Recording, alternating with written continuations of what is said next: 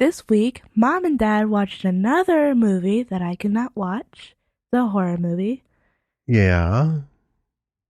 Do you like horror movies? Ish. Ish?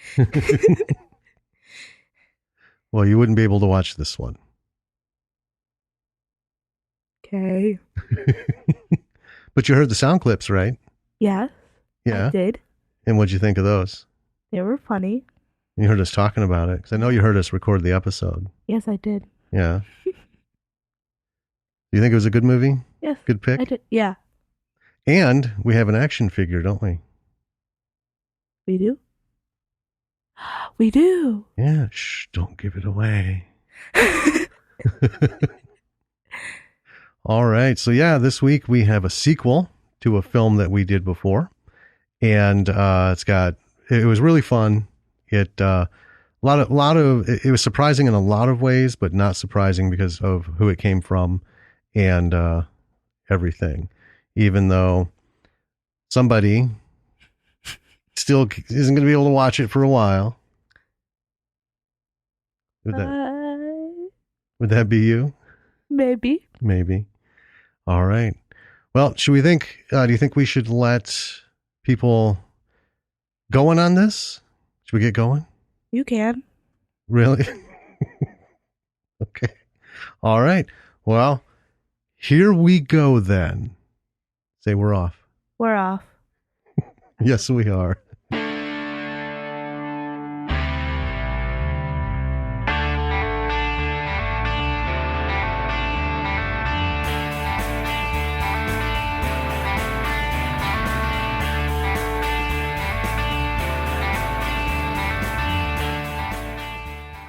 Hey there, B-Siders.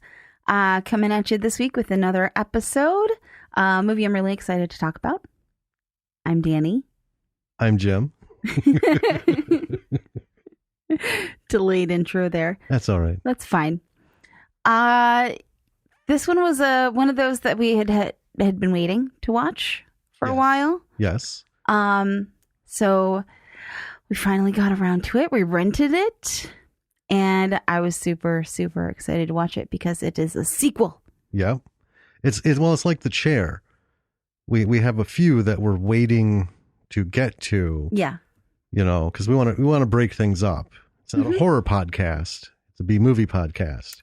But the thing is, well, yeah, 80% horror genre fills that bucket. So yeah, we're also big horror fans. So, you know, the movies that we tend to gravitate to, horror. Well, yeah. But I mean, there's a lot of good movies we've seen. That's and that true. we're going to see because that's what we do. All right. Why don't you tell us about this movie? All right. So this week, it's Another WolfCop. That's right. Yeah. Another one. The sequel. This bad boy is, a 2017 release. Directed and written by Lowell Dean. No surprise. It's starring Leo Fifard, Yannick Bison, Amy Matizio, and Jonathan Cherry. Rating, it would be R. Yeah. Did it get an official rating? Or it didn't. Well, I couldn't find the official rating, but since he gets these released in theaters, yeah, I'm not sure what the Canadian Rating Association requires, but it would be rated R. Clearly. Yeah. Yeah. $3 million Canadian budget. Mm-hmm. And the log line for this bad boy is alcoholic werewolf cop Lou Garou springs into action when an eccentric businessman with evil intentions seduces Woodhaven's residents with a new brewery and hockey team in this outrageous horror comedy sequel. Yes. And that doesn't even do it justice. No. Usually, I mean, in my personal experiences, sequels aren't as good as the original.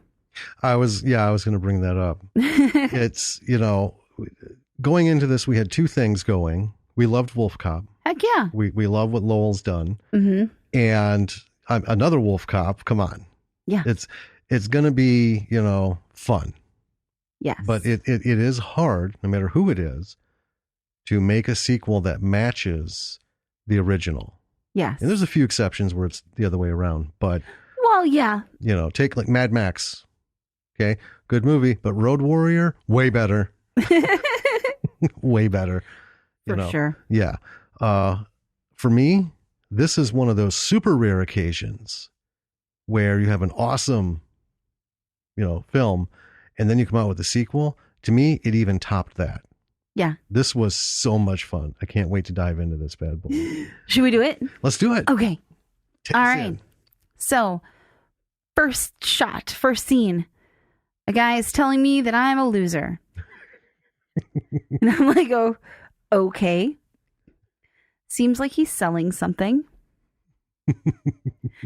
Yup. It's chicken milk beer.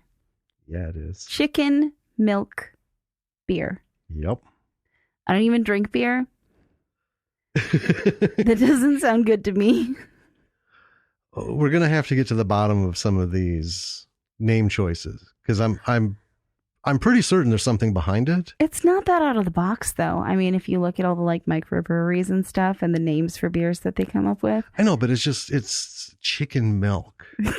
There's just anyway. So it's a commercial and it cuts out with the guy being irritated about a boom mic mess up. Well, it cracks him in the head. Yeah. So he approaches someone off the set with a half shave and another someone with a briefcase. And they're talking about some plan. And in the briefcase is a light up spinny thing that looks like I don't know, you press the button and the top spins and it's got little lights in it. Yeah. Like a kid's toy. Well, I called it a sonic screwdriver in my notes because it reminded me of a sonic screwdriver that's been amped up a bit. It was pretty. And then Half Shave kills the sound guy, takes the boom mic and shoves it through his mouth out the back of his skull. So right away, this is going to be a fun ride. Oh, yeah, it is. Yeah. Okay, so then we cut to a pursuit in progress, and we have Lou as WolfCop chasing some bad guys driving a delivery truck. There's some shooting at the Wolfmobile. Which is, yep. I'm glad the Wolfmobile came back. Mm-hmm. And then they all of a sudden break out a rocket and they blow it up. Yeah. Wolfmobile does not last long. No. And, we're like, 3 minutes in? Maybe. And I have my first dose of sadness. Oh. The Wolfmobile. Mm-hmm. I didn't think to look if there's a toy now. Like a Hot Wheels? Well, like the Batmobile we bought, like a 9, 10-inch die-cast metal Wolfmobile. Okay, get on it, Lowell Dean. Well, I'm going to look after this. So, yep, they blow that bad boy up. And then there's some sounds on the roof of the getaway van. And, of course, it's Lou. And that is confirmed when he reaches down and grabs one of them. Yes. And that's one bad guy gone. Yeah. And this is a pretty intense chase scene. It is. It's not a... It's well done. It is. I don't want to reach into the depths and find something now. Then we cut to Liquor Donuts. Liquor Donuts is back. Mm-hmm. It's all back. It's Liquor beautiful. Donuts. And now we are with Tina, who's now the chief. Yeah. Right? We remember Tina from the first movie. Nice. So what she's getting at is I couldn't remember her name right away. And I got to tell you, and we'll probably mention it again, this movie goes so fast. And I want to talk about that because it's excellent. There's a few things I want to say. Yeah. But I couldn't remember her name. So you called her Lady Deputy. Well, because there's a lady deputy and then they have a new deputy. And I called him a new deputy and I called her Lady Deputy. And thankfully, though, I got her name because then there's another female deputy that's a new deputy. So I couldn't call her Lady Deputy or new deputy. And I didn't want to call her new Lady Deputy. All I had to do was catch the name. I got the name. Oh, man. I didn't catch the name of the new one. I didn't either. I started calling her Rookie. Oh, sure. And I don't want to spoiler this, I'll explain that later. Anyway. Okay, so they have a new deputy, Mm-hmm. the new guy deputy. And Tina's just, giving him some chit chat as they're walking out. And then we're back to the chase. And Lou is just ripping these guys apart. There is blood, there's body parts. It is full on fun fest. It just is the best. And he's pulling out one guy's eyes and rips his head off. Mm-hmm. Then there's one left plus the driver. The guy pulls a knife and Lou's like, "Roar!" And it's funny because the guy, I love this line, looks like I brought a knife to a wolf fight. And sure enough, he gets fucking dusted. Yeah. Yeah. Yeah. WolfCop doesn't just kill people. No, and that's the beautiful thing. This isn't like a rampant werewolf just tearing shit up like in so many other movies. Kills people with style. Well, he's enjoying what he's doing. Oh, yeah. And I love that aspect. Mm-hmm. So we're back with Tina and the new deputy, and she's telling him that the wolf cop is a myth when the truck goes barreling past them. The truck that wolf cop is in. Yep. And they pursue, and we see that it's a full moon.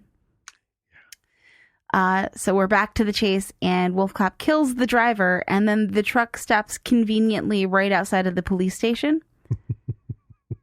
Which maybe part of it was he meant it to be there because he's helping the cops, because he's Wolf Cop. Right. Like, oh, that's convenient. Tina and the new cops surround the car, and one of the rookies opens up the back and finds all the heads of the guys. Well, and some other things. And like arms and stuff. And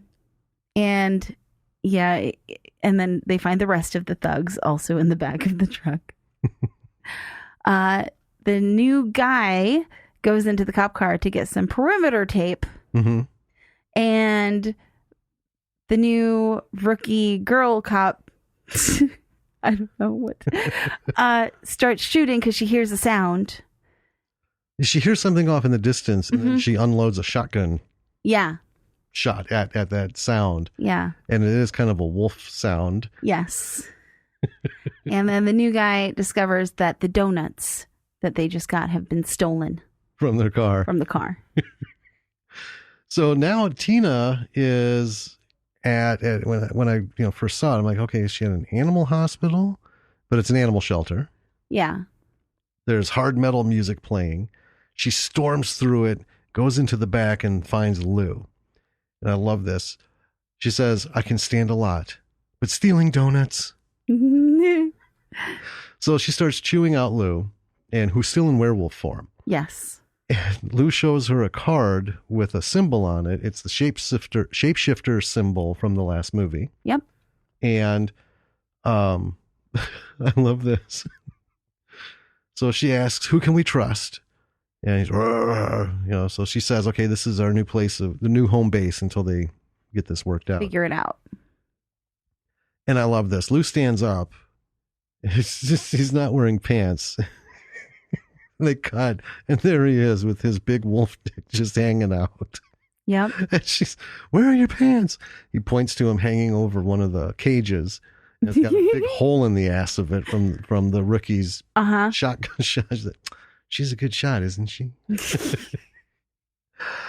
And then she just leaves. Mm-hmm. And then we get a voiceover of their radio station in town. And it's drink shoot time. That never went away. And Lou and Tina are now at the delivery truck. It's the next day. Lou is getting it running again. And this thing is just covered in blood. Yeah. From all the murders inside, flying out the front with the wind and everything. It's it just sticks out. Which makes what's coming up even funnier. Yes. So we see Kevin Smith, and I was pleasantly surprised. I wouldn't have guessed. I don't remember hearing anything about it. I can't remember if we watched the trailer for this or not. I didn't know he was going to be in it. We did watch the trailer. Maybe he wasn't in the one that we watched, or it's been so long ago we forgot. That's also totally possible. Yeah. But anyway, it's Kevin Smith, and he is playing the interim mayor, Bubba Rich. I love the names. I know. They're all so wonderful. They are. And he's trying to get one of the rookies to drink some chicken milk. And she's like, I'm on duty, and he's kind of flirting with her. And then Tina comes up and he tries to peddle it to her, and she's not about it. And he's talking about how great it's going to be to reopen the plant. And he also talks to her kind of in a scolding way about the PD being discreet. They don't need any unexpected or unwanted problems, right, that draw attention. Because, it's that old nugget. The mayor's trying to get shit going in the city, and he needs to put a lid on all the fuckery going on. Mm-hmm. So we got it right off. Yeah, and as he's talking to her about being discreet, Lou's making a huge scene in the backdrop. Well, yeah. With the truck. The truck is loud. It's got squeaky belts. The steering is shot.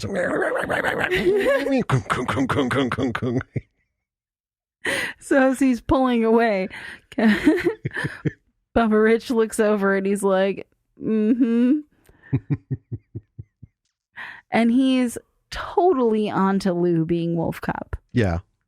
We get the classic Superman and Clark Kent are never in the same room. Peter Parker, Spider-Man are never in the same room together. Lou Garou and WolfCop are never in the same room together kind of thing. Yeah, and he ends up giving her like some sort of a wink. Right. Like, yeah, fucking I know. Yeah. And I love that because one, it's so obvious. And two, it was Kevin Smith doing it. Well, yeah. We just with Madness in the Method, we talked about Kevin and Stan Lee. Yeah. And the relationship because, Kevin was such a comic nerd. Yeah. Right. And the whole thing. And just to hear him roll out one of the age old things. That was beautiful. It was great. And then we have Lou back at the animal shelter and he's opening up this big box that was in the truck. It looks like a present. Yeah, it's kind of like a gift box. Huge. Massive. Yeah. Yeah. And inside it is some cloudy green stuff. And we can see some like hair a little bit in it. And he touches it and it's goopy. And so he calls Tina to tell her, he's like, I don't know, it's just some stuff. And someone comes out of the green stuff behind him. It's Willie. It is. It's Willie, who I'm so excited to see. Actually, we did see the trailer because I remember seeing Willie in it. Yeah, and we're like, but he died. Yeah. Right? Right. So I'm so excited to see, even though, so excited that I forgot that I was mad at Willie in the first movie. Well, yeah, because he was a bad guy. Yeah. Yeah. And I have to admit, this is like the one moment in the movie I was apprehensive. Because when we saw the trailer, I'm like, well, but is this just like an unrelated, separate, what kind of thing? Because what happens sometimes in movies like this, they'll have the group, right?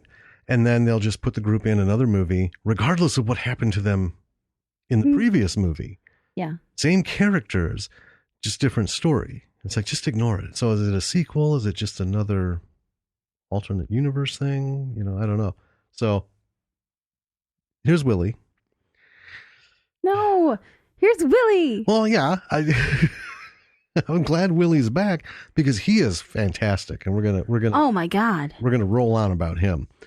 So this is, like I said, the one moment where I was like, yeah, okay, Lou punches him. We'll see, but yeah, that's great when he walks up to him. And he's like, wah, poof. So later, Willie's now cleaned up, and they're watching some hard B movie that was clearly a scene shot for this movie. It was just fucking hilarious. It's some weird monster alien coming out of a convenience store and police just running up and just fucking beating him down to the ground. That's great. And I want to watch that movie. I'll tell you what, if you could get the funding, it would be awesome to flesh that one out. Mm-hmm. But so Willie is explaining bits and pieces of what he remembers. Something about reptile people, talking about shapeshifters, and he was probed. There was some probing. Yeah, he wasn't too fond of that. And then, bam, this is how we have Willie. This is the real Willie. Yeah. The real Willie was abducted, mm-hmm. and shapeshifter Willie was a shapeshifter who just took his form. Yes. Which, I thought was a brilliant mechanism to bring him back. Yeah. So my fear was immediately allayed. Mm-hmm. Like, oh, okay, I got it. Because, we live in a world of how many decades of soap operas? Oh, I know. Where they kill like 80% of the cast, and then they realize, oh fuck, they're the only reason people were watching. So then they bring them all back. Right. It's like, well, we identified his finger, his toe, his heart, and his left ass cheek. That was all that was left of him. And then 2 months later, here he is. I know. or my favorite, the twin of the twin of the twin of the twin of the twin. Oh God. Of the twin, because they killed the guy like 30 times. So all of these people are like octuplets who've been in hiding. Anyway, clever writing to get him back. Yeah. And here we come. It's the chicken milk beer commercial, and this guy is just such a prick. I know. The guy doing it. This is the finished commercial. And I'm just thinking, what a fucker. So Willie starts to have some bowel issues and runs off. And Lou calls Tina to tell her about Willie. And then we hear Willie from the bathroom. Mm-hmm. And I pulled this because I love it. Yeah, Tina, you're never going to believe what I found in that crate. Lou? Yeah, is everything okay? Well, is there any chance you feel like going on a Gitch run, man? Is that Willie? Don't hang up. And here we have it. Mm-hmm. Gitch. Gitch. I'm going to get to the bottom of this. We brought back the werewolf dong. Yep. And we brought back the Gitch. Yep. We're ticking boxes left and right here. I know. I'm a fan. So we have Lou heading out on a Gitch run. Mm-hmm. And then we cut to the commercial guy who we learn is named Sydney Swallows. Yes. Yeah, him. And the briefcase girl are working on a robot of some kind or cyborg. Something. Yeah. Some sort of sapien type thing. Right. Robo sapien or something. Yeah. And then we see that the Liquor Donuts guy, because Lou's going on the Gitch run. Well, yeah, we're at Liquor Donuts. At Liquor Donuts. Yeah. This guy who owns the store is taking full advantage of the WolfCop craze. Yes, he is. Everything in this store is WolfCop. I love the fucking bobbleheads. Lou's slightly miffed about it. Yeah. He asks the guy, you got licensing for this? And the guy just looks at him, like, who are you? Yeah. And then he sees on the TV in the store a news story about how Sydney Swallows is saving the town with his chicken milk. Yeah. And he just picks up a WolfCop took and Gitch package. Took. A took. So, and okay. It's a combo package. Yeah, I need to pause here. Okay. Because there's so many things we need to get to the bottom of. So yeah, it's a 2-pack. Mm-hmm. It's a took, and for those of you who aren't familiar, it's a hat. Yeah, it's like a winter hat. Yeah. And a gitch, as we learned, is underwear. So for some reason, this is 2 items that go in a 2-pack: a hat and underwear. WolfCop brand. Yes. Yeah. WolfCop brand. Okay, so once you recover from why the fuck would those be sold together? We end up at Club Fake, and I love this. PHAQUE. There's a lot of really clever stuff in here. There really is. This is it's just so well done, and it's because of all these little clever bits. Let's roll through this though, because there's so much I want to talk about. Okay, so at the club, it's a strip club, so we've got our strippers dancing. In walks this humanoid thing that the lab woman was building. The robot of some kind. Yeah, it's really weird. Looks interesting as shit, though. It does. Right? Yeah. I was like, whoa, that was heavy duty. And he's kind of casing the bar, and then he takes a seat at the stripper runway. Yeah, and everyone in the bar notices him. Yes, they do. But, strippers being the professionals that they are just rolling. They're just still going. Oh, absolutely. Except the one at the door who was like, hey, honey, what? Whoa.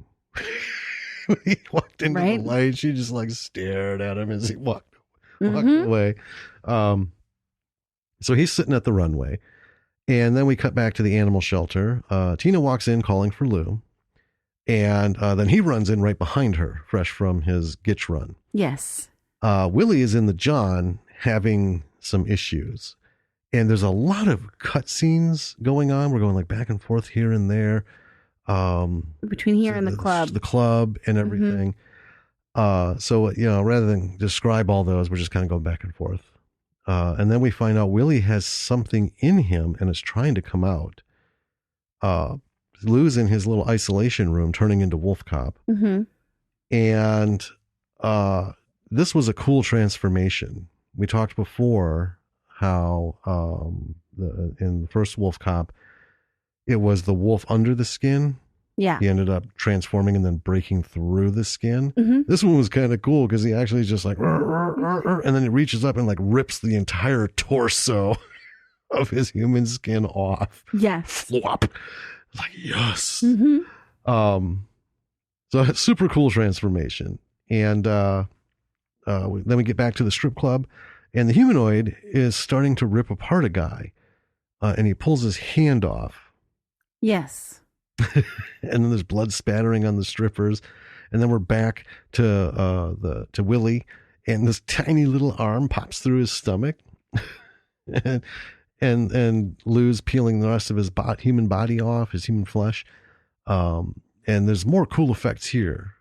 More like the skin stretching and ripping. I know. I want to talk about those effects. Yeah, this was really, really a treat.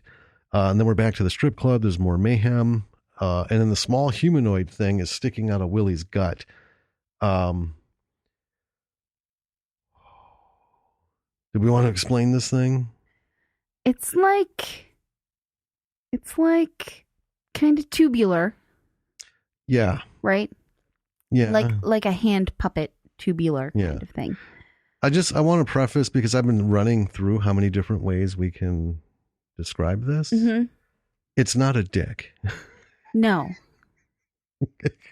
So if you think of like a worm with a little face, something like from like a kid's cartoon almost, like it's this little wormy thing. It's got a little face on it and these little like T-Rex arms. Right. Like a Muppet almost, but not felt. Yeah. But with a mustache.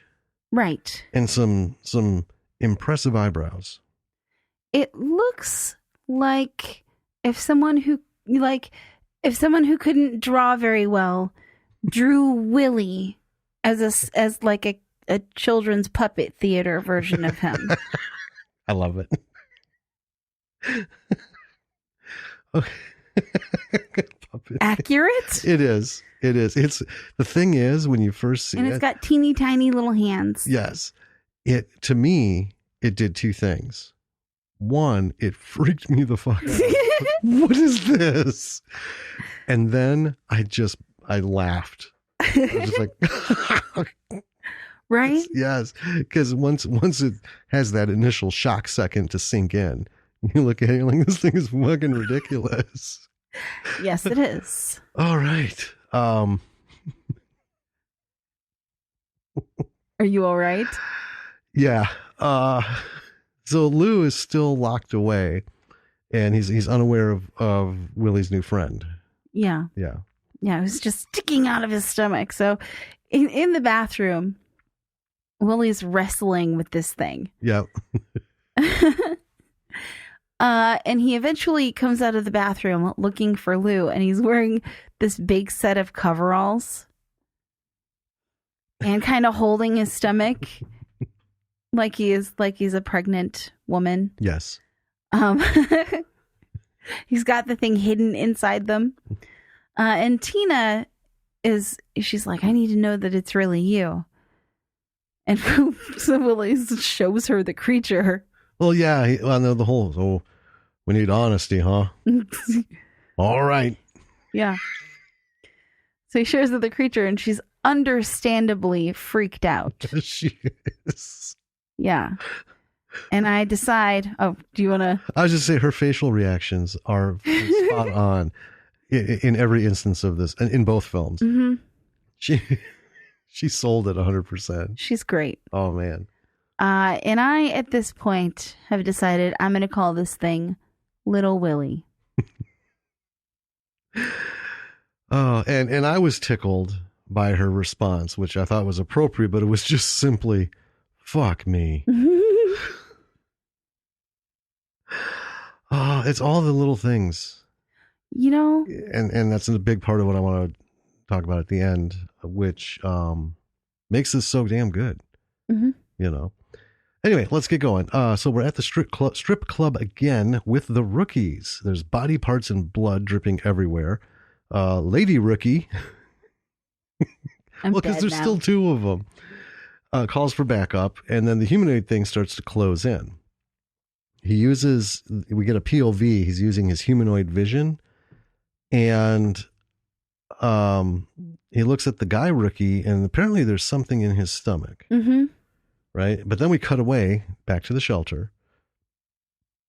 Tina and Willie are trying to deal with this humanoid thing in his stomach. And then Little Willie. Yep, little Willie.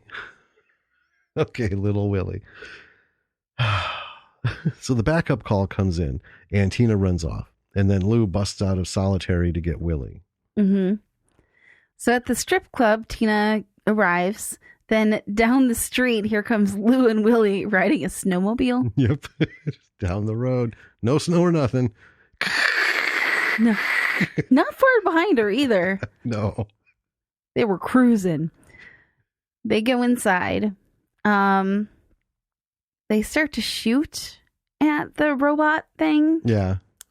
It's not working. Lou attacks it and just gets like poof, Yep. slapped aside like a punk. Like a punk. Like a punk. Yeah. This thing is pretty strong. So Lou gets tossed again. Then he starts punching the thing. Also not working. Right. Nothing they're doing against this thing is working. No. And you do hear the ting, ting, ting, ting, ting, ting Yeah. with the bullets and stuff. And when Lou hits him, it's like, boom, Mm-hmm. you know, hitting metal. Yeah. Yeah, it does sound very metallic. And this thing isn't bothered at all. It just kicks the shit out of Lou Yes, as it does. WolfCop. Yeah. Mm-hmm. Yeah, in his wolf form, not his human form. Right. He's been in wolf form this whole time. Yeah. WolfCop is being humbled Yeah. big time. Yeah. Yeah. Yeah. And Tina unloads 2 clips into it. Yeah. Nothing. Lou gets up. Tina finally, she's like, fuck this. She makes a Molotov cocktail I know. out of some of the liquor. Talk about fucking Tina. Talk about resourceful. Right? Holy shit. Then she drags Lou out of the club. She throws it Yeah. and lights the club on fire Yeah. and the robot humanoid thing and drags Lou out. And then Willie takes Lou away in a cop car. And it seems like the guy rookie died. This all happened really quickly. Yeah. So then we have a dream, it seems, with Lou. And he's dreaming about Tina and beer. Yeah. Mm-hmm. And then she's talking to him and her face gets messed up. Yeah, all of a sudden, it's one of those cut to her, cut to him, cut to her, cut to him. And I loved it because the way they shot her was that old 40s glamour, early 50s glamour, where she was, the white was the light was intense. She's kind of out of focus, Mm-hmm. And then... Yeah, it was well done. And it was really clear right away that this is a dream of some kind. Yeah. And Lou wakes up. He's been beaten pretty badly by this robot thing. He's messed up. And Willie is taking him somewhere that's supposed to be safe.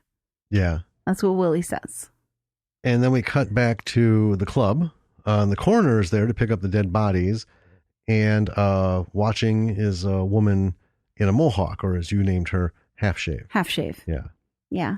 I think in your notes you called her Mohawk. I'm like, oh, okay. I'll just call her Mohawk because I didn't get her name either. No, I don't know if she ever got one. So we're back with Lou and Willie, and they drive past a dead motorcyclist on the side of the road. You could see like the track marks for it. We actually had to pause because you thought his head was a watermelon. Well, yeah, because you only have a minute, and I keep looking up and down. And that's kind of what makes some of these movies interesting. Is I see shit for a fraction of a second, and I don't have a lot of time to process it, so I just go with what I can. And I remember asking, was his head a watermelon? What kind of fucking shit's going on in this town? Right? But yeah, they see this dead motorcyclist with his ass hanging out on the side of the road as they're entering Regina. The city that rhymes with fun. Yeah. And then, are you going to play this? Willie says, yeah, and it's just real deadpan. We get this. Hey, Lou, there's your dad. That, and hearing it, it sounds so adolescent. yeah. Right? But here's the thing, and I don't want to get into it too much because there's a lot more to get into later, but the manner of delivery of even the simplest of lines, credited to the actors who are able to do it and to the director who's able to, pull that out. It still just tickles me. Well, yeah. And it was hilarious because when that happened, it distracted me. I missed like 10 seconds of the film because I was just like, it was just so out of the blue. And it hit me hard. Timing. What can I say? Yeah. So we get to the house that Willie's taking Lou to, and it's Willie's sister's house. Yeah. And Willie's not super thrilled about his sister. Seems they had a falling out right a while back. She is an alien and conspiracy theory and everything you'd find in Fox Mulder's desk enthusiast, right? And she smells Lou and knows immediately that he's a werewolf. Yeah. Just all of a sudden, he's a Viking. Mm-hmm. What the hell is with Willie's family? That was my first question. What do these fucking people do? So we're back with Sydney Swallows and gang, who have recovered the robot from the strip club, and it's not dead. No. It's pretty messed up, but it's not dead. Right. And Sydney is pretty mad about this wolf thing. He wants the wolf dead. So then one of the shapeshifters, it's the reptile-y guys, comes in with what I thought was a new robot head. Right. And I was like, okay, is that all he needs? Just a head? That's cool. So we're back at Willie's sister's house, and she grinds up some rock and sticks it in Lou's nose. Yes. And he comes to really quickly. It's like smelling salts. Asks if she's an angel and also if she has a beer. Those are the first two things. Yep. She introduces herself as Kat. She says that it was a moon rock. And she wants to talk to Willie in private. And she is like, you guys are you and Lou need to go get away somewhere. Yeah, go like into the mountains, go hide somewhere and everything. And so they come back out, and Lou, of course, feeling He's ready on to moon go. dust, which is like wolf cocaine. He's like, we need to get going. And then Willie, kind of puts him in his place. You need to heal. Oh. I need to get back to Woodhaven. Lou, you're not better, man. You're on some high-octane lunar fucking cocaine. 5 minutes ago, you looked like a bag of smashed assholes. Better. Okay. So, and with that, we cut back to the shelter. Tina and the lady rookie are looking through evidence. I suppose I could just call her rookie. She's the only one left. She's the only one left. Yeah. Okay. Tina is starting to make a connection with chicken milk and all the bullshit that's been going on. Yeah. And she tells the rookie to suit up. They're going on a mission. So we cut to Lou, Kat, and Willie are at a bar, and they're chatting. And Lou's pretty into Kat. Yeah. At the table, let's not forget about little Willie. Yep, little Willie's toting along under the overalls. Yep. Because he starts talking, and Willie's trying to cover it up. Yeah. Did you say something? I said I was hungry for something. Poking at it. So he's unable to silence little Willie. Yeah. So he leaves. And then we're at the brewery. Tina and the rookie are there. They're overhearing bits of the plan. And then Mohawk Woman seems to smell them. Or sense them. Sense them, something. Because I don't know if she was smelling or doing that sixth sense kind of thing. Right. But I thought there's a lot of odoriferous references going on here. That's true. Everyone's like super sniffers. And then we get back to Willie's sisters. So I love this. Willie is sitting on the couch. He's getting high. And his stomach monster wants a hit. Little Willie wants a hit. And then all of a sudden, in bust Kat and Lou, who are kind of going at it, and then they like stumble through the living room into her bedroom. And then we get this little bit. What the fuck are they doing? Motherfuckers. The fucking Lugaroo's about to use his fucking freedom stick on my sister. Bang, bang, chicken shrimp. No more weed for you. That's little Willie. Yep. Little Willie speaks in short, abbreviated sentences. Yes. Just random little word groupings like that. Bang, bang, chicken shrimp. Bang, bang, chicken shrimp. And it just tickles the shit out of me. What tickled me more was Willie's response. No more weed for you. Like a parent, like, that's enough. I know.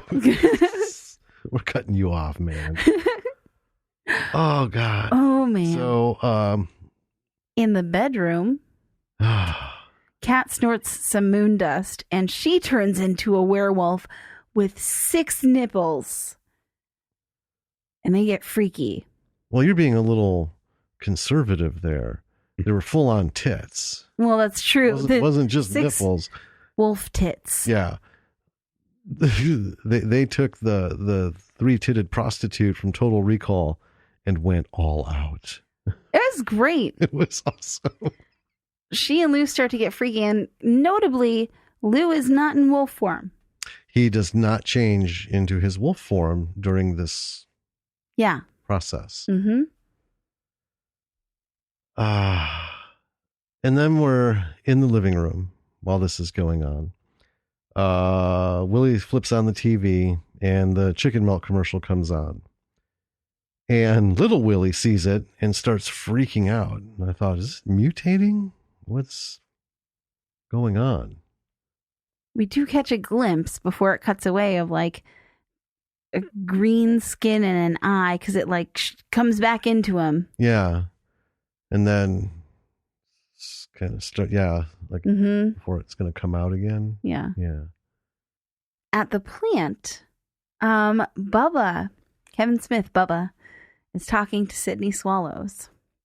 And it seems like Bubba's in on Sydney's little game at first, Right. whatever he's plotting. But then it turns out that Bubba's apparently just a test subject. Yeah. Yeah. Well, he thinks he's in on the scheme because he's Right. in a briefcase full of money. Mm-hmm. But then, Yeah. So he drinks some of the chicken milk, and then Sydney turns on the little spinny thing, the sonic screwdriver thing, yeah, and a little Bubba bursts out of Bubba. It's a little freakier looking than little Willie. it is. It's green and reptile-y. Yeah. Yeah. Yeah. And then Tina and the rookie who are in the plant, they don't see this going on. Not this part, no. Right. But they're working their way in. They get split up, and Half Shave Slash Mohawk. grabs the rookie. Back at Willie's sister's, Willie is banging on the door of the bedroom, asking them for help. Guys, Guys, do you want to do Yeah. your thing? Here we go. You guys keep your eyes fucking peeled. He's fast and he's fucking bulbous. Who? Bad Willie. So He's right. Yeah. So clearly, whatever it was, left this time, Mm-hmm. popped out, and is hiding around the house. Yeah. Okay. So, we get a little bit of a chase scene in the house. Mm-hmm. Bad Willie now runs at Lou and bites his cock. Oof. Lou knocks him off. He runs off. Then it's attacking Lou, and Cat shit's all very quick. Yeah, there's a lot going on. Cat ends up shooting it. And now Bad Willie looks like the monster that came out of the mayor's The body. reptilian. Yeah. Yeah. The green, yeah. And Cat says that it's a shapeshifter and that they found a way to reproduce in Earth's atmosphere. This is important because Yes, they it couldn't is. before. Right. Yeah. And she's real freaked out. The phone rings. Lou answers and he goes, "Don't worry, we're on our way." And then we're back at the shelter, and Tina is all armored up, and she's got her spread of guns, in duffel bags on the table, everything. They're all ready. So Willie and Lou come in. Willie lets slip that Lou fucked his sister. Tina's not too terribly happy about that. Keeps saying she doesn't care. She says she wishes there was a full moon, and all of a sudden Willie pulls out a moon rock, saying, "Who's like, you'd like to party?" So then we cut to a hockey game, and the players are walking outside the rink. All of a sudden, one of them is pulled off. Yeah. Like as they pass a doorway. Everyone is throwing underwear on the ice, and then the next thing we know, WolfCop is out on the ice as the goalie. He has a mask, though, which just totally hides that he's a wolf. Yes. And then Sydney Swallows is giving a speech center rink, talking about transforming the shithole of a town, and calls for a toast. He's such a dick to the town. Oh, he's just such a dick overall. And, Yeah. Yep. Another thing I'm going to touch on. So he flips a giant switch, and and then earlier there was, when they were doing the robot thing, or no, after the mayor. Remember they walked up when the mayor's little shapeshifter thing popped out of him. Someone walked up to him, to Sydney, with a mask in like on a pillow or something like that. Oh, we're like, well, what the fuck is that mask for? We don't. Well, now we know, because the whole hockey team is wearing them. All right, and they're like engineered metal masks. It looks like, Yeah. really, really buffed up. And then we see the Mohawk woman, half shave, is standing in the team box. The rookie is gagged on the floor. She's tied up, and so they have her. And then we go to anthem time, and the announcer is playing "O Canada" on the synthesizer and using the sonic screwdriver thing. And everyone had been drinking chicken milk. Right. Yeah, because that's the whole thing. And now all of a sudden we hear en masse gurgle, gurgle, gurgle, gurgle, gurgle, gurgle, and they're all like grabbing their stomachs. Yeah.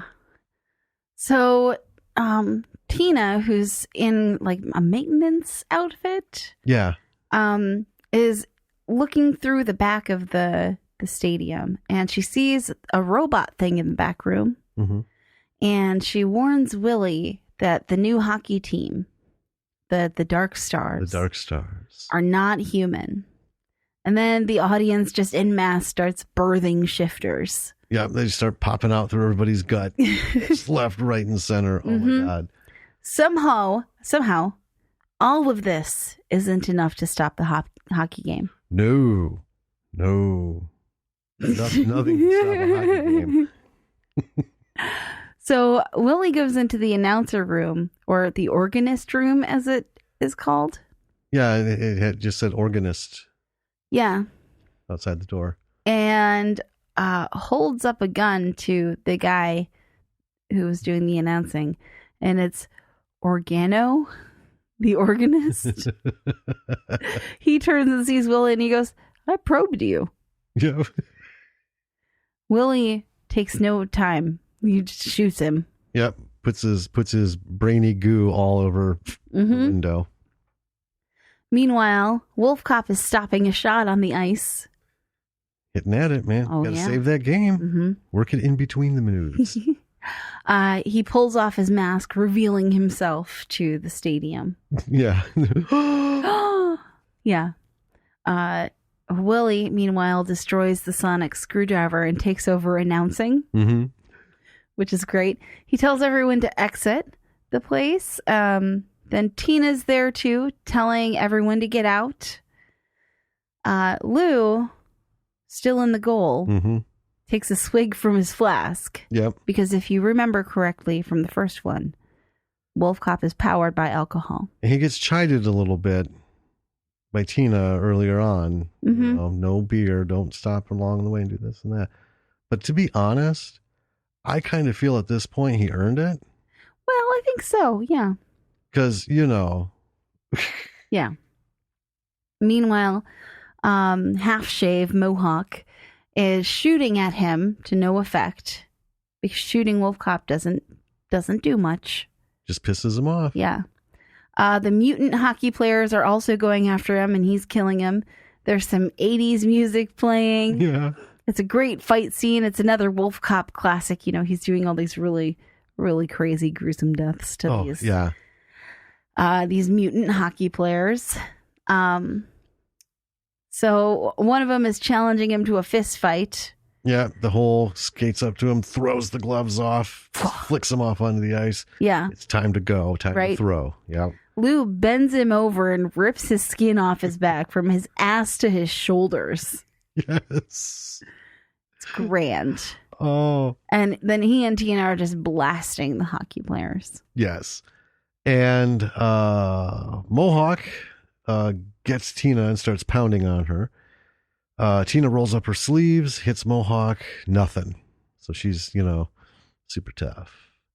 And then Willie shows up and shoots Mohawk in the leg, and Mohawk runs off. Swallows shows up and, or he's in the box, pulls the rookie up and puts a gun to her head. Because he'd been holding her there as a hostage. Yeah, his insurance, which, dick move. So, well, just reinforces what a smarmy fucker this guy is. Sends the rest of the players out onto the ice, and then he runs off with the rookie as everyone is fighting. And then Lou starts having trouble because, sheer numbers. Well, yeah. Right? And he's just one wolf. Yeah, Willie shaves off some moon dust from a moon rock. Lou snorts it, and then he starts going crazy with the scythe. Well, can I just say... Please do.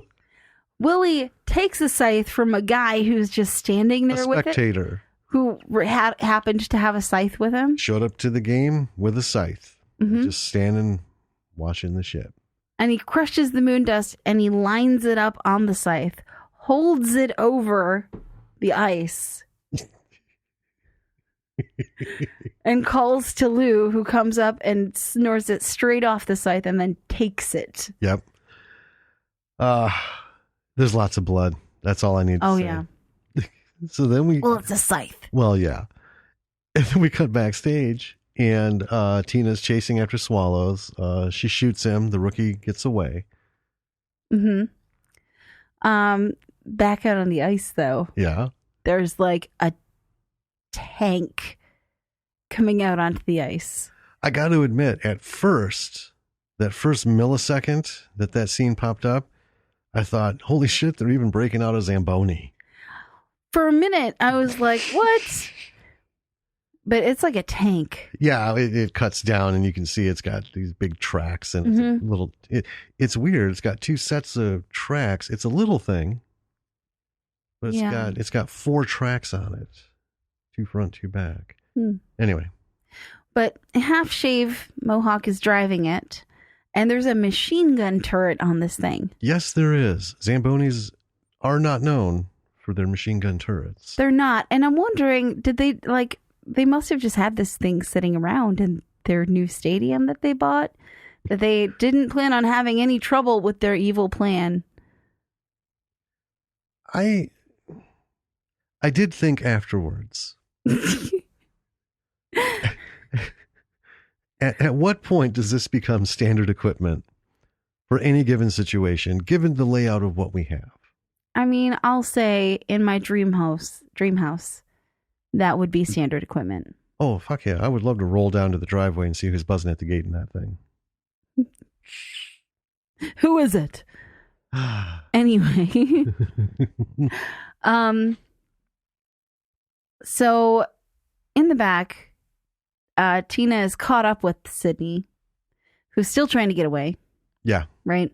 And he's a shapeshifter. And he apparently has the whole place rigged up with dynamite. Yep. So she can let him go, or he'll blow up the place. Yeah. Back on the ice, Lou's in trouble because of this big tank with the turret on it. Yeah, sometimes, Hey. it's a little more than you can handle. He's just one wolf. Right? You can't expect him to do everything. But not for long. Right. Because Kat comes in with the save. Yeah, she does. Yeah. And Willie mixes some moon dust with moonshine and gives it to Lou. And this is probably the ultimate WolfCop cocktail. Well, yeah. Perks him right up. Oh, yeah. He's fucking renewed. He's so hopped up right now. Like he's a video game character that just took a health potion. Yep. Then the Regina cheerleaders, who we forgot to mention before, they were shown in clips and stuff. They just never seemed that important. Right. Are all stomping to death Half Shave. Yes. Into it too. Not fear. They're like, oh, you're rotten bitch. Well, yeah, they are. And they were really pleased with WolfCop because he was playing the goalie for the Regina team. Right. Yeah. So they kill her. And then Tina and the rookie end up getting everyone out of the stadium right before it blows. Yep. They all stand outside and drink a beer, watching the flames. And then it's morning. The brewery is on fire. Still. Group is just watching it. They exchange a few words, and then we're into the credits. Now I'm like, this was fun. Oh, yeah. It was awesome. So we're wrapping up our notes. And bam, lo and behold, mid-credit scene. Fucking bonus. So we see a guy, and it's the guy from the first film who had his face ripped off, which was one of my all-time favorite things. Yes. Because he just kept showing up. With no face. And so he's being... he looks really fucked up. He's being wheeled out by a nun towards the street, and he asks if he looks like he's had any work done. He says he's ready to begin a new life, and the nun is just like, would you like me to call you a car? She doesn't want to answer because he looks fucking terrible. And he's as he's doing this, he's stepping backwards. He steps into the road, and a fucking car just hits him full speed. Mm-hmm. And that was awesome because it was super awesome effect. And of course, there's blood spatter everywhere. And then we have a POV from inside the truck, and through the blood, the guy's face, his new face, the skin hits the windshield. Yes. And then we're given the promise with the letters appearing on the screen: WolfCop will return. I hope so. Roll the rest of the credits. Mm-hmm. Woo. This movie was so fun. Uh-huh. It did. It surpassed the first one in just the fun of the gore and the concept and everything, Well, it is. It's kind of what the ideal B-movie looks like for me. It really does. Because you had mentioned the first one had a bit more of a story behind Lou. It had a serious undertone. Right. And I think they just kind of shook that off. We did it once, right? Yeah. And actually, when I'm thinking about it, we just watched the recent episode of Walking Dead. And spoiler, I mean, by the time you listen to this, it'll have been 2 weeks since the episode aired. That's true. So you should already know Alpha's dead. She did. And we were like, that's long overdue. And we were talking about how, maybe they realized, you said maybe they realized that the whole thing with, the next new bad guy it's a formula for them that's getting old. Yeah. Now who's the next new fucking bad guy after her? Boring. Mm-hmm. Anyway. So I don't know, but it seems like a good choice rather than carry on the whole, the woe of the werewolf, right? All the fucking werewolf movies. Oh yeah, the curse. It's how it fucked up his life and how they're just these brooding pricks and what trouble it causes them. And if there's a sequel, it's just more trouble and more brooding. Roll with it. Well, I mean, for WolfCop, I think it seems more like it's a really rad inconvenience. Yeah. I'll buy that. Yeah. So what I want to jump into this. Okay. You go for it. So I don't know how many listeners remember the McKenzie brothers. They're in Second City Television. Bob and Doug McKenzie, they are the ones that did the mock little show, that one of their bits on the show was The Great White North, do, do, do, do, do, do, do, do. And they talked about tooks and drinking beer and back bacon, and all this stuff. And, beauty, eh? Yeah, beauty, eh? All right. Well, they did, those two characters, like so many, got to a popularity level where someone thought, hey, let's make a movie about this. These two guys. So the McKenzie brothers made a movie called Strange Brew. And the premise of that movie was way more ridiculous than this. Okay. Well, but it did involve a brewery. It did involve, shenanigans and, evil brewmaster kind of thing. But here's how this movie reminded me of that. The humor in Strange Brew wasn't top shelf, right? Yeah. But these guys pulled it off and made it funny because of their timing, their delivery, and it's we've talked about it before, there's a very specific formula to comedy to make it work. And these were not the 99-yard Hail Marys to get a joke. They just kind of came boom, boom. Well, yeah. Boom, boom. That is what this reminded me of. The flow of it. Wolf Cop, it's one scene, next scene, one scene, next scene. You don't sit and fuck around. You're not left anywhere for too long. No. It's not, for me, it wasn't disturbing or troubling. It was kind of refreshing because this movie is just like, go, go, go, go, go, go, go. And I loved that. Mm-hmm. But the humor, that's why these lines, they're not super funny. You can take all kinds of shit, put it on paper, and it's not funny.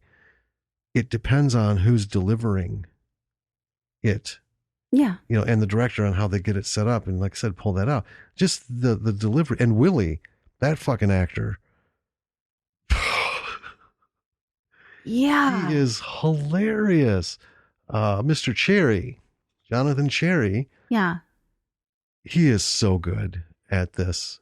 It's almost stupidly good. You know? Yeah. Man. And it's funny because while we were watching this, I listened to Mark Maron's podcast. You know how it takes me days to get through weeks sometimes to get through an episode. But he was talking to Peter Berg. Right. And one of the things he was talking about, in addition to all the Chicago Hope stuff, and I was telling you about, you know, all these things, he was talking about, Mark was talking about how he loved Pete Berg's approach to filmmaking. Don't waste time, don't waste time, don't waste time, don't waste time. Mm-hmm. He doesn't do rehearsals. He doesn't do all this. He's like, we're just going to fucking roll sound, roll film, go. You know, and then he doesn't cut. He doesn't ever say Just cut. keeps rolling. Just keeps rolling. And then if it doesn't work, he'll just go, all right, why don't you do the same thing? But, you know, John, I want you to say this. Try it like this. Do this. And he'll do that over the intercom and just keep rolling. Like he doesn't, because it's more efficient. Well, it just is. keep going. And he's all about efficiency. And that's one thing that after just hearing that, we watch Another WolfCop. And that was the one thing I thought of is this is so efficient in its delivery of the story. Yes. Right? No protracted, long, unnecessary, no distractions, no bullshit. Everything had something to do with something, and he just kept going. And it was really it was kind of a pain in the ass trying to take notes. Yeah. It's like, oh, we're here. Oh, we're there. Oh, we're here. Oh, God damn it. Stop. Wait, I want to write that down. Yeah. Yeah. But other than from a note-taking perspective, it was really well. And I almost hate to call it fast-paced because when I hear things, you know, it's a fast-paced action adventure. Well, that's different than being efficient in scenes. Right. But it was the editing was fantastic. The whole flow of this fucking movie was just great. Yeah. You know, but yeah, I wanted to just get that humor bit out there. That's what made these seemingly benign one-liners, right, and stuff. It was Jonathan Cherry's delivery. It was the writing front to back, and how it just kind of here's this little thing. It's very flatline, and that's the kind of stuff that tickles me. You know. So yeah, that's my big thing. I wanted to get off my chest. I adore you. Yeah. I think the thing that sticks out the most for me for this film was, in terms of this being a sequel, right? We already know coming in, the production value is going to be really good because it was really good in Wolf Cop. Right. You know, and I don't want to take that for granted, but we know this is like a higher end budget in compared to some of the other B movies we cover, right? Oh, definitely. Yeah. So coming in to a sequel, I had boxes that I wanted ticked, right? And that's something that if you are, you know, doing a sequel, if you're successful enough and, you know, you can raise the money and you have a fan base and you can do a sequel, like, you know, your fans are going to have some boxes that want to be ticked. Right. Right? Yes. And it ticked all the boxes and then some. Yeah. Right?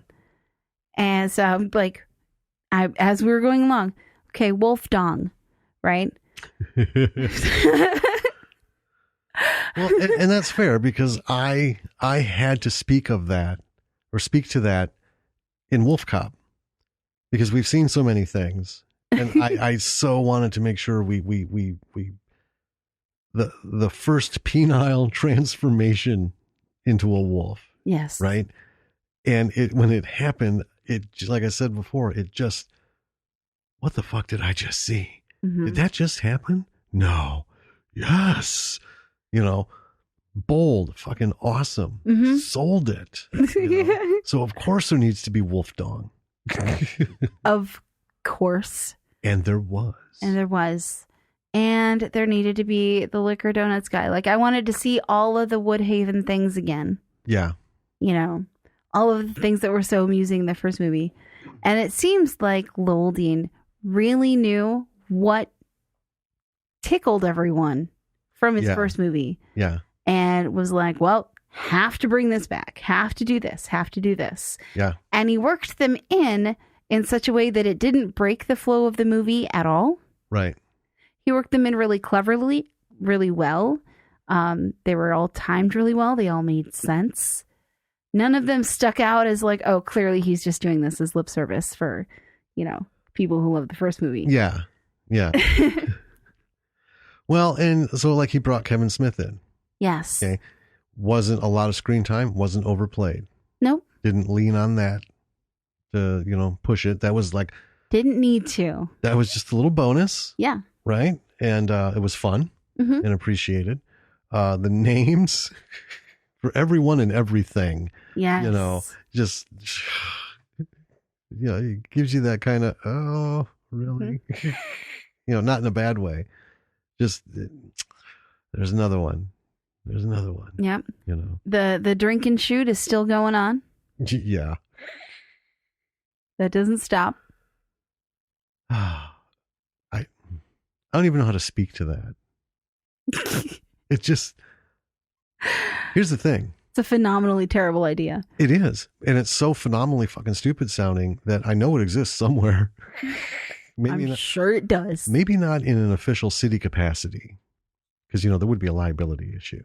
Well, If they sponsored it. But I'm pretty sure there's a lot of places, and I know I've seen groups of people participate in this. Drinking and shooting? Yeah. Like a hunting through the woods shooting? Yeah. In Arizona, I wanted to start like an hour before sundown. There was a trail that I knew really well. Mm-hmm. And I wanted to get up to one of these small peaks and, take pictures of the stars. I was going to set my tripod up and do the whole thing. Because it was super clear and it was awesome. But it was also, too, I knew after like midnight, the moon was going to hit and it would be bright enough, because I'd been on there before, bright enough to go down the trail. Okay. It's not like, edge of the cliff kind of thing, but it's a nice widely used thing. Well, this is also where hunters go. I mean, it's open area. Mm-hmm. And so, I got there and there's wasn't a full dozen, I think 8, 10 guys sitting on their fucking coolers with rifles and bows, right?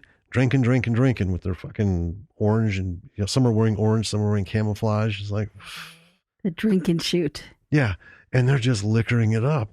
Like it's fucking sundown. I thought, okay, maybe they're, it's the end of the day. I mean, when you go hunting, Mm-hmm. right? Haul your shit back, sit down, have a beer. Shouldn't be driving, but we'll get into that, another day. Uh-huh.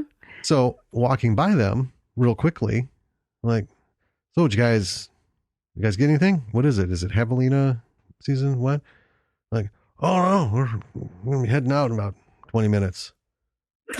I said, cool. I turned right the fuck back around, got in my truck, and left.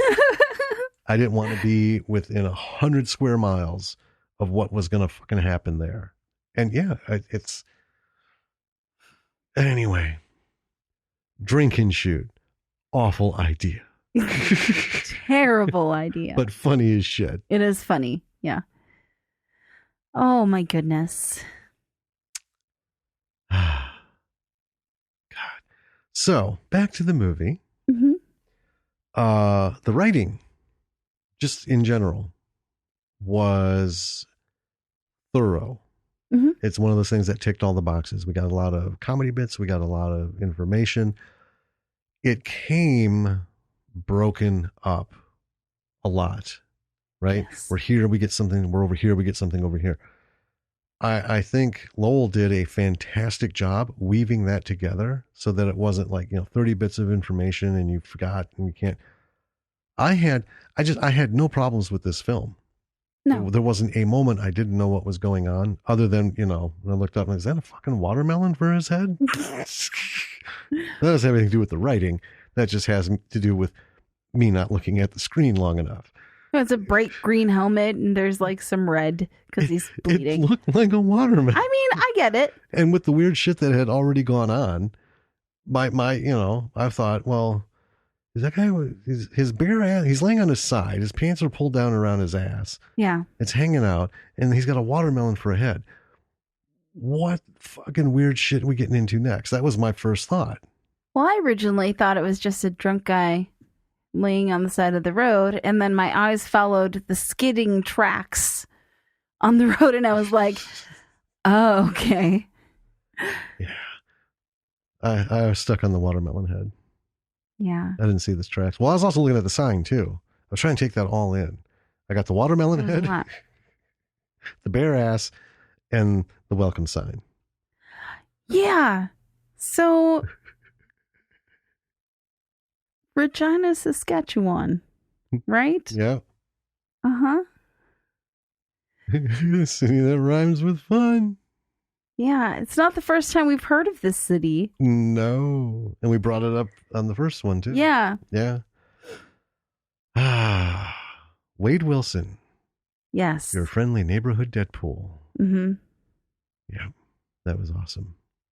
So I don't know if it's a hat tip or not, but it's fucking hilarious. It is hilarious. Either way. It is. But yeah, the writing. Let's come back to that. Solid.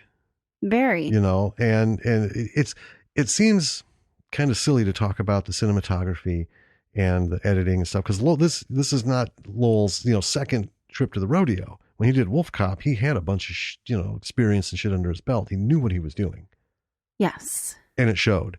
And now clearly, Mm-hmm. even tighter, right? It is. And I think that's why he was able to pull off the fast pace, the fast edits. Nothing was sloppy, No. and I love that. But I think it's more important to talk about the writing because you can be an adept director and you can have a cinematographer and you can also be the cinematographer and knock that shit out of the park. But a pretty picture sucks when the writing sucks, Yeah. right? Yeah. And Exhibit A is the movie The Room. Tommy's looking at me again. You don't have to stare him in the face when you speak ill of the movie. Tommy, we love you. Hold on. I'll look at him directly. Okay. You see the judgment? Oh my God. That's what I get every That's night. terrible. Every night we do this. He's looking at me. He's very judgy in that. I'm just kidding. He Tommy looks- Wiseau is he one looks of the genuinely upset. most heart-giving, I know. love-giving people on planet Earth. I adore him. Yeah, I don't think he could give you a judgy look if his life depended on it. No. I know he can yell. I know he gets can get pissy, but yeah, he's just a great guy. Anyway, so yeah, the writing. This is what you're looking for. If you're trying to throw something together that is either a comedy, Mhm. right, or just an action, Yeah. right? One of the fast-paced action bits. Mhm. This is a perfect example of how to break things up and introduce them and keep them, ABC, ABC, AB, AC, CB, all Yeah. those little bits. Because like I said, I never got lost once. Nope. I was never confused other than the watermelon. I don't think you have to keep bringing that up, though. I want to keep bringing it up because I honestly think it was a watermelon. It was not a watermelon. It was a watermelon. Jim, stop. It will be a watermelon to me for the rest of my life. It's not a watermelon. You can't take that from me. Fine, whatever. Have it your way. I'm going to get like a toy watermelon and put it next to our WolfCop figure. Anyway, music. So we have some super fun music. Super fun music, and we have some I love hard it. metal music or hard rock, I guess I would call it. At the one bar that they go to, kind of an introductory thing. I wonder if it wasn't, a friend who was doing the music and they got the band on there, which is fine, right? Because it didn't hurt anything. It was appropriate, and if that's what the scene calls for, you might as well do that, right? Well, yeah. Because last time they had someone composing the WolfCop lyrics and everything, and they did and bring back. They brought back the sex song. Yes, which they played at the end of the movie. Yes.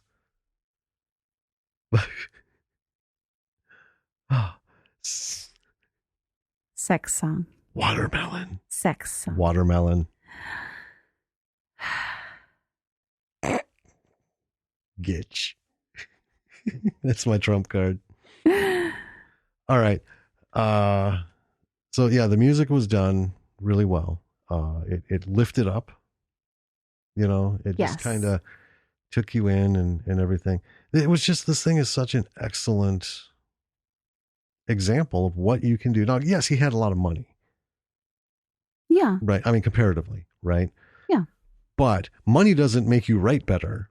No, it doesn't make you write better. It doesn't make you direct better. It doesn't make you a better artist. No, it gives you a super solid foundation. And him being the writer and director, two areas he's clearly master of, right? Because we've seen a lot of written and directed by, and I've made comments about it. It's a dangerous road to walk. It's super dangerous, and there's very few people who can actually be spoken well about it. Right. Right. But in indie, that's an indie director's not running around trying to find someone with a script so that he can raise even more money to pay the fucking guy for the script and then try to make the movie, right? Yeah. It's like, well, I want to make a movie. I want to do this. I want to direct. Well, I got to come up with something. And if you don't have a spouse or a close friend who's like, oh, well, I got this thing going, I'll write it up and we'll make this fucker together. Right. Or you're a writer and you're like, I'd really like to see this get made. Okay. I guess I'm gonna I better start looking into cameras. Figure out how to direct a movie. Yep. Yeah. So yeah, it's just, this is a good example of what you can do with, because this beats fucking A-list movies on a number of levels. Yeah. Right. And Lord knows they've been trying here and there. Well, here's the thing, principally. Movies are supposed to be fun to watch. Mm-hmm. I mean, there's, dramas which aren't always fun to watch. Right. They can be kind of fun, but the point of those is something different. Right. A horror comedy is supposed to be fun to watch. Yes, it is. And this one is extremely fun. It is. Worth it. Yeah. And it goes to that whole thing of, we had talked about it because it had been brought up before, the whole formula of Hollywood, right? The one thing you can tell without looking at names, anything, if you closed your eyes, right, and just listened to the film, and say you had it done through like a Siri voice or something, so nothing about anything gave you an indication of the actors or the caliber of anything going on. Just listening to the dialogue and stuff being spoken, the story as it's told will tell you whether it's deep Hollywood or indie. Because deep Hollywood has that ABC formula that has gotten so boring and repetitive. And like we just, watched something that was, Oh, yeah. We don't need to name it. No, but it was very derivative. It was extremely derivative. It was very predictable. Yeah. And it was disappointing because this was a super A-list movie. Had a lot of big names in it. Yeah, I don't know the budget, but I know for a fact the fucking payroll on this was huge. I think it wasn't. I think it was an indie, but it was one of those like had major backing indies, like real major backing. It was meant to be, I think, a South by Southwest or something like that, darling. Maybe. I don't know. Anyway. I don't know. But yeah. Well, no, I know, because if it was indie, it was a studio film because it had the studio ABC. Okay. See, all the indie stuff that we watch, all the B movies that we watch, don't have that ABC shit. There's always That's true. there's always a little deviation. Like Bubba Hotep, that was out of the gate. Let's make this movie, and You're right. right. As I'm thinking about it, it had the smell. Yeah, had the smell.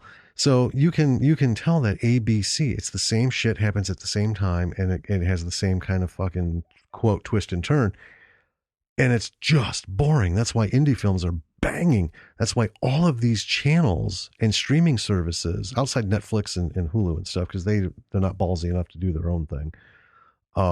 They're rocking some of the shit that's out there because these stories aren't ABC. They're not typical Hollywood, right? The Right. writers and directors are like, I'm going to tell this fucking story and it's going to go like this, and I'm going to pace it like this, and you can go fuck yourself if you don't like it. Right.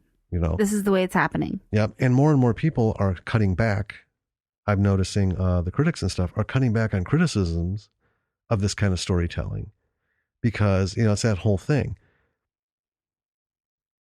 You have act 1, act 2, act 3. Well, you know what? Fuck that. I got a thing that's happening. It goes to this point and I introduce something and I just got to keep the momentum going. And we have a resolution, right?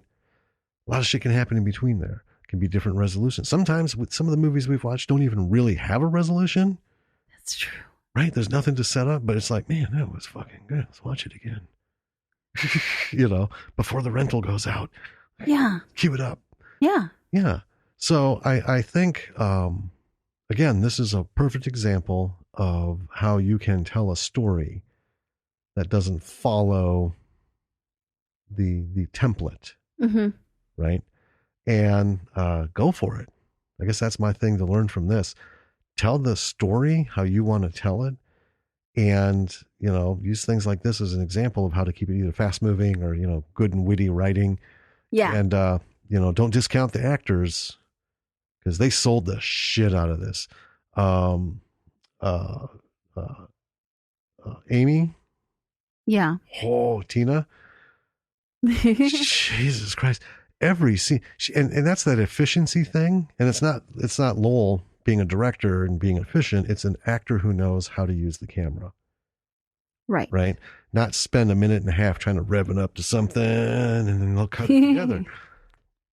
All these people, I'm not just single her out, but everyone is spot on. And They're so good. It's such a phenomenal cast. yes. And even like the rookies, Oh, yeah. Everybody, you can tell, is hitting their mark.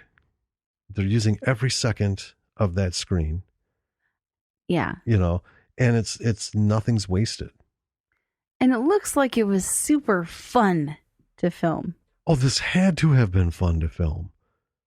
There's Yeah. no way it couldn't have been. We'll probably get told differently someday, but that was one of the things I was thinking of after, the credits and stuff are wrapping up. I'm like, man, I would love to be I'd be a PA on one of these movies. Oh, yeah. Just to be able to sit there and watch the off-camera interactions. Oh, my Right. gosh. Oh, man. So, in summary, Watch Another WolfCop. watch Another WolfCop. Watch WolfCop. Yep, watch WolfCop and then watch Another WolfCop. And Then go find Lowell Dean's other movies. yeah. Watch and, those. And I'll throw some links in the show notes. Yeah. If I can. Not everything has a link, but I'll put where they can be found and what they are. Yeah. Yeah. And then, comes to that whole thing. Keep supporting your B movies and indie filmmakers. Support artists. Yeah, support creators. That's what it is. They're all creating some wonderful shit. And, we talk down on Hollywood and we still knock on the door because that's the fucking game you got to play. But tell you what, in a heartbeat, if there was somebody out there with a big ass check and said, oh yeah, I'll produce that super fucking expensive series of yours. Fine. Where are you based out of? Des Moines. Fucking bring it. Sure. Don't care. Just love movies in general, but understand there's a lot of people trying to make some really good stuff that isn't being shot down and trimmed and diluted by people sitting in big offices who are too afraid to shake that particular boat. Yeah. Right. And not, to pick on them, Disney, right? Disney has a reputation, right? They're not going to get themselves involved in something that's going to shock the shit out of people. They don't want that. Right. So right away, a work is, at risk of being butchered to suit their needs, or there's just one less in the pot. So then you got these guys left and they're like, oh, I don't know if I want that on my conscience. Right.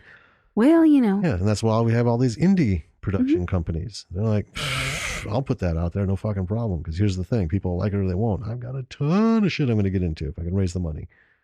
Boom. On to the next. Well, yeah. Yeah. So creative expression. Support it, people. And you can start doing that by going to our website, www.lordsofmisruleproductions.com.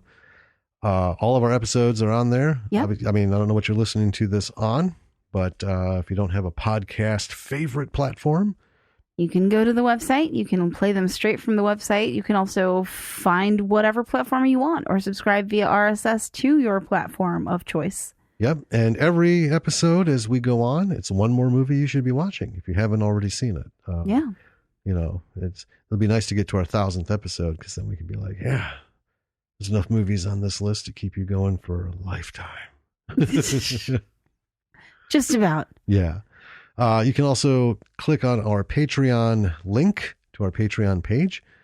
Check it out. Become a B-sider, B-movie lover. Yes. And jump on the ship and, $5 a month. It's a cup of coffee. It is. Well, unless you go to a diner where there's still like 35 cents. But it's a regular fashion cup of coffee. One time a month. Help us grow the show because we would love to take this in a few other directions. We would like to, we'd like to do some cool stuff. Yeah. So, we can build that up. We will bring you along for the ride. Yeah, we will. And let's see. If you are an artist or filmmaker or writer or actor or creator of any sort, reach out to us. If you have something that you want us to see, something that you want us to talk about, something that you just want to talk to us about, reach out to us. Yeah. Our email's on the website. It is... Well, there's depends. You can set it to either podcast or info at lordsofmisruleproductions.com. There we go. But you don't need to remember that because all you need to do is look for email us at, and there's the links. Boom. Boom. It'll pop it open for you. Yeah. Yeah. So yeah, if you're creating, come on, talk to us. Yes. We are happy to put it out. We got some stuff lined up from some creators coming. We do. I'm super excited. I am too. And we've got some ideas to, I would love to wrangle 4 or 5 folks that we have spoken to and are going to speak to and kind of do like a round table. Like a round table. I love it. And talk about state of Hollywood and independent film and just, because we know we've talked to a lot of people who are like Hollywood's been letting us down, Oh yeah. and that's the age old song, which is, true, but yeah. So, that might be coming up, in a few weeks. So as we're wrapping this up, everyone, I should say happy belated St. Patrick's Day, just because we're recording this on actual St. Patrick's Day. Yeah. We would have recorded it Sunday, but with all the crazy shit going on, our whole week and weekend has been kind of flubbered. So we were going to record a day late, right? And then there was an incident yesterday. I'm a clumsy person, and I fell, and I injured my ankle to the point where I can't bear weight on it. It's pretty rough, yeah.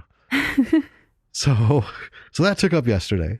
Yep. And so now we're doing this. So it's Tuesday, and it is actually St. Pat's Day. So, happy belated. I hope everyone was safe and reasonable and whatnot.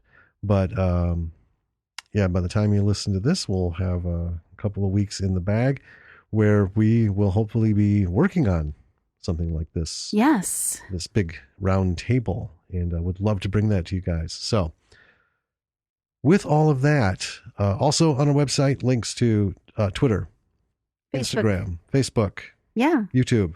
Follow us. Send us messages. Here are some videos of Facebook I found on the web. I think that's wholly inappropriate, Siri. You just triggered Siri on your iPad. What the fuck? It's always just mine, right? Well, we're all sitting. No, we got conditioned to iPad. your voice. It doesn't matter. Because Lily can sometimes imitate for both of us. Really? Oh, she's a sneaky little shit, that one. Yeah. But it's only just the iPad. We'll be sitting when we're playing D&D or whatever. I got my phone, got my iPad, we got all of our shit out and everything. And just without even saying I'm not even going to try and do it, but anything that sounds syllable wise, like calling her up, I could say, fucking butt rocket, and all of a sudden, ding, ding. Here are some videos I found on the web for butt rocket. Yeah, here's what I found for fucking butt rocket. It's why are you here? I'll edit that out maybe. I've been talking about it. Might as well leave it in. Anyway, with that, so all of our stuff is out there. Links to it. Contact us. Glad to have you listening. And until our next episode. Yes. Keep watching. Keep listening. Keep listening. Oh, please rate and review on your platform of choice. Would be so appreciated. One of those things. All right. It's extremely helpful to have reviews. It is. All right, B-Siders. This is Jim. This is Danny. And we are out. Keep rolling. Bye.